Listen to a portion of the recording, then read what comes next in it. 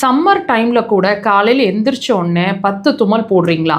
பெட்லேருந்து எந்திரிக்கிறதுக்கு முன்னாடியே தும்மல் வந்துட்டே தான் இருக்குது, கொஞ்சம் நேரம் போனால் தான் அது செட்டில் டவுன் ஆகுதுன்னு நீங்கள் ஃபீல் பண்ணிட்டு இருக்கீங்க அப்படின்னா இந்த பதிவை முழுசாக பாருங்கள்.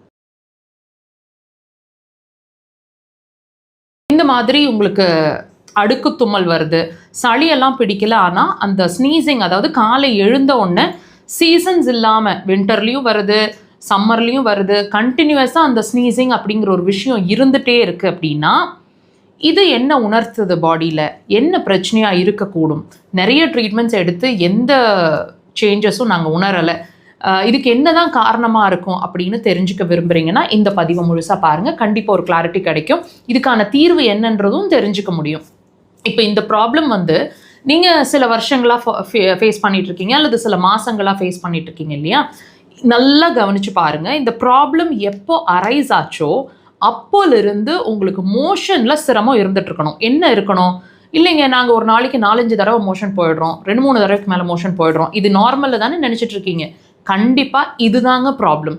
மோஷன் அப்படிங்கிற ஒரு விஷயம் ஒரு நாளைக்கு ஒரு தடவை போகணும் அப்படிங்கிறது ஒரு நார்மலான கண்டிஷன். அந்த ஒரு தடவைக்கு மேலே 2 தடவை போகிறேன், டைம் இல்லாமல் போகிறேன், 2-3 தடவை போகிறேன், சாப்பிட்ட பிறகு தான் மோஷன் வருது, எப்போ மோஷன் போகிறோம் அப்படிங்கிற ஒரு ஃபீலே இல்லை, மோஷன் போகணுன்ற ஒரு உணர்வே வரமாட்டேங்குது, சில மருந்துகளோ சில உணவுகளோ, அதாவது பழம் வகைகள், கீரை வகைகள்லாம் சாப்பிட்ட பிறகு தான் மோஷன் ஃப்ரீயாக இருக்குது, டீ குடித்தாதான் மோஷன் போகுது, இந்த மாதிரி கண்டிஷன்ஸோடவே நான் மோஷன் போயிட்டுருக்கேன். இந்த மாதிரி எல்லாம் நிலைகளில் கண்டிப்பாக நான் சொன்ன ஏதாவது ஒரு நிலையில் நீங்கள் இருக்கக்கூடுங்க.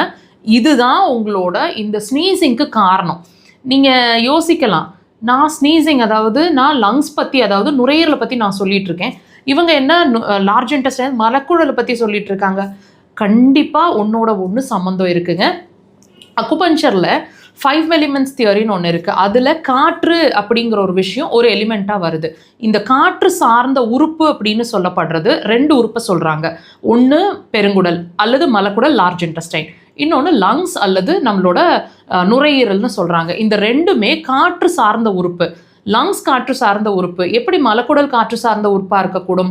நல்லா கவனிச்சு பாருங்கள். நுரையீரல் காற்று சார்ந்த உறுப்பு, பெருங்குடல்லையும் காற்று பிரியும் அப்படிங்கிறத நம்ம உணர முடியும். கீழ் வழியாக காற்று பிரியறது ஃப்ளேட்லென்ஸ். ஸோ இதுக்கும் அதுக்கும் டைரெக்டாக சம்மந்தம், ஹஸ்பண்ட் அண்ட் ஒய்ஃப் மாதிரி. ஒன்று ப்ராப்ளம் ஆச்சுன்னா அஃப்கோர்ஸ் இன்னொன்றில் ரிஃப்ளெக்ட் ஆகும். நீங்கள் எடுத்துகிட்டு இருக்கிற ட்ரீட்மெண்ட் உங்கள் நுரையீரலுக்கு, எடுக்க வேண்டிய சிகிச்சை உங்களோட மலக்குடலுக்கு. அக்குபஞ்சர் கண்டிப்பாக ஒரு சிறந்த தீர்வாக இருக்கும். ட்ரை பண்ணுங்கள்.